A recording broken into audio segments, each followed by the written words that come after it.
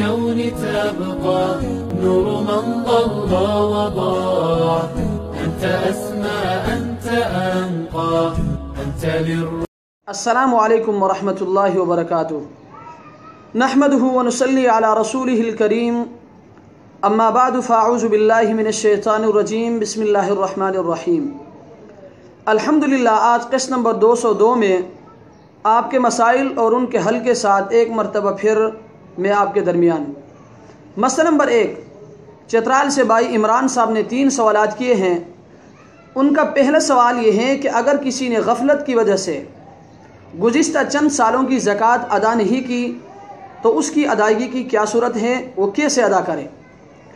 تو مسئلہ یہ کہ اگر کسی نے غفلت کی وجہ سے گزشتہ چند سالوں کی زکوٰۃ ادا نہیں کی اور نہ ہی اب گزشتہ سالوں کا حساب موجود ہے، تو اب اس کی ادائیگی کی ایک صورت یہ ہے کہ پہلے سال کی زکوٰۃ منہا کرنے کے بعد جو رقم بچ جائے پھر اس سے دوسرے سال کی زکوٰۃ ادا کریں، پھر بقایا سے تیسرے سال، پھر چوتھے سال، اور بالترتیب اس طرح سے گزشتہ سالوں کی زکوٰۃ منہا کرنے کے بعد جو رقم بچ جائے اس سے موجودہ سال کی زکوٰۃ ادا کرے.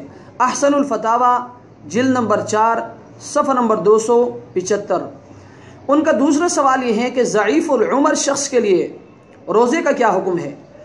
تو مسئلہ یہ کہ جو شخص اتنا ضعیف العمر ہو کہ روزے کی طاقت نہیں رکھتا، یا ایسا بیمار ہو کہ نہ روزہ رکھ سکتا ہے اور نہ ہی آئندہ مستقبل میں صحت کی کوئی امید ہے، تو ایسے شخص روزہ نہ رکھیں اور ہر روزے کے بدلے ایک مسکین کو صدقہ فطر کے برابر غلہ دے دے یا غلے کی قیمت دے دے.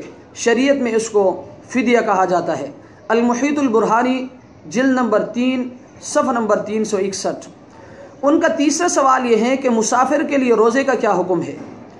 تو مسئلہ یہ کہ اگر کوئی شخص سفر میں ہو تو اس کے لیے روزہ نہ رکھنا جائز ہے، بعد میں اس کی قضا رکھ لے. البتہ اگر مسافر کو روزہ رکھنے سے کوئی تکلیف نہ ہو تو روزہ رکھنا زیادہ بہتر ہے، لیکن اگر راستے میں روزے کی وجہ سے تکلیف اور پریشانی کا اندیشہ ہے تو ایسا شخص روزہ نہ رکھیں، اس کے لیے یہی بہتر ہے. فتاوی شامی جلد نمبر 3 صفحہ نمبر 462. مسئلہ نمبر 4، کراچی سے بھائی منور صاحب نے سوال کیا ہے کہ روزے کی حالت میں تھیلیوں والے مسواک استعمال کرنا کیسا ہے؟ تو مسئلہ یہ کہ آج کل تھیلیوں میں ایک خاص قسم کی مسواک ملتی ہے جن کو پیک کرنے سے پہلے عطریات اور خوشبودار تیلوں میں ان کو ڈبویا جاتا ہے، جس کے اثرات مسواک میں موجود ہوتے ہیں. ایسی مسواک کا استعمال بھی روزے کی حالت میں جائز ہے.